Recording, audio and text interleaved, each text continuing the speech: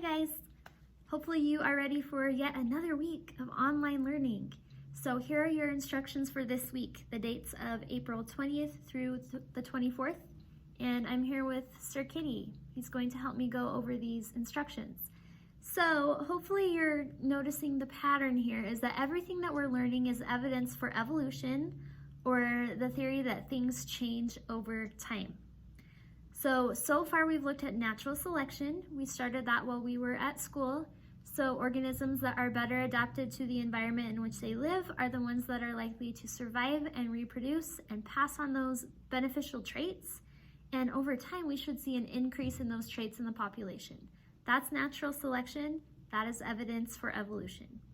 The second thing we looked at is fossil evidence and how we can see how organisms have changed over time, which is as evidence for evolution. Some examples you looked at were of the whale and how the whale has changed over time and how it's gone from living on the land to living in water. And you also read about plants and how they went from being mostly in the water to having adaptations that allow them to live on the land. And what you're starting to look at this week is something called comparative anatomy. So we are looking at the anatomy or the body structures of different organisms and how they are similar and how this can be evidence for a common ancestor that has branched off and changed over time, which is evidence for evolution. So let me go over each assignment. The first thing I have on there is optional, and it's just a discussion. I'm not even going to grade it. But since I miss you guys so much, I just want to hear what you have been up to while you've been staying at home. So go ahead and fill me in, tell me everything you've been doing, how you've been staying busy, how your homework is going, and feel free to comment on other students' responses. So if you want to have a conversation or talk to one of your friends in the class, you can. Just keep in mind that everyone can see everything that you're saying. And any responses to people's comments have to be respectful, kind, and positive. And if they're not, I will delete them and I will inform parents that you said something not nice. So be nice. Sir Kitty says so. Okay, on to the assignments. For Monday, you are going to learn about homologous structures, and I have a Google Slides for you to go through, and you're looking at x-rays of different animal hands, and you're going to try to guess what animal it belongs to and what the function of that hand is. So is it used for swimming? Is it used for walking?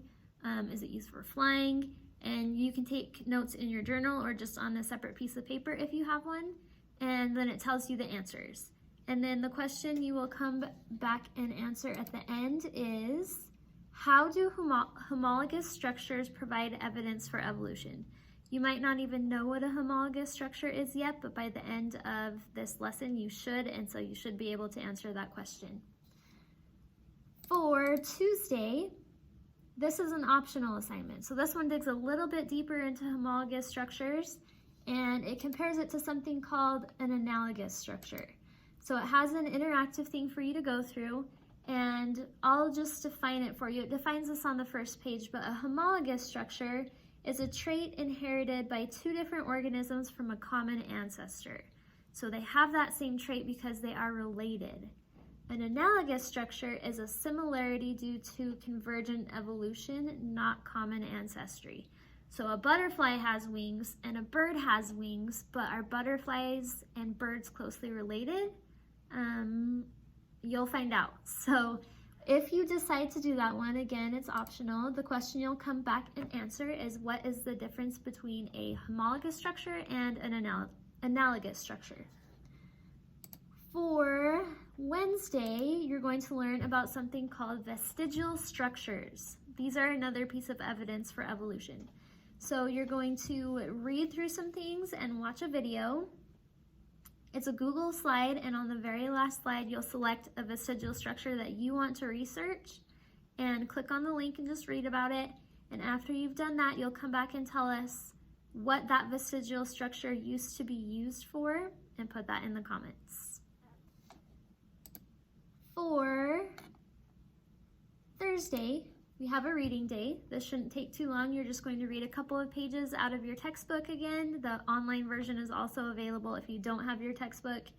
And the question that you'll answer is, construct an explanation of how scientists can use patterns of body structures or similarities or things that repeat in body structures of different animals to infer evolutionary relationships, and provide an example in your explanation.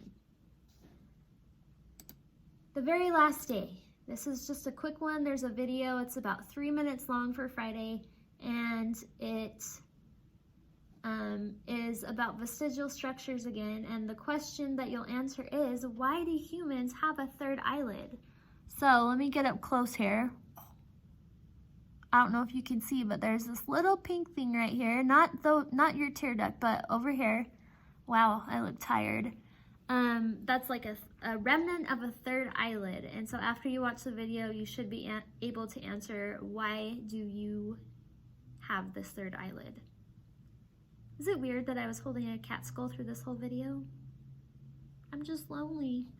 So I'm here with the kitty. I'll put it down, fine. All right, I hope you guys have a great week. I've said this a million times, I really do miss you. When I'm in the classroom here, it's really lonely and sad. And I hope you guys are doing well, and we'll talk to you next week. Email me with any questions or problems that you have. Bye.